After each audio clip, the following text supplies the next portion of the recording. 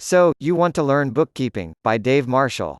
http://www.dwmbeancounter.com. Financial statements. Financial statements are the end result of financial accounting and are used as scorecards to evaluate the financial performance of a business.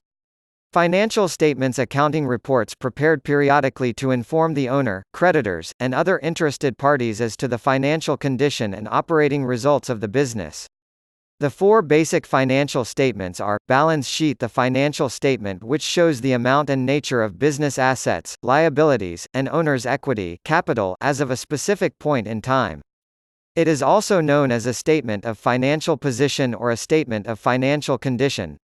Income statement, the financial statement that summarizes revenues and expenses for a specific period of time, usually a month or a year.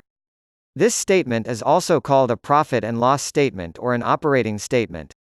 Capital statement, the financial report that summarizes all the changes in owner's equity capital that occurred during a specific period. Cash flow statement, the financial statement that reports the sources and uses of cash for a specific period of time, normally a year. Special thanks to Ron Leishman for the cartoons. http://www.tunaday.com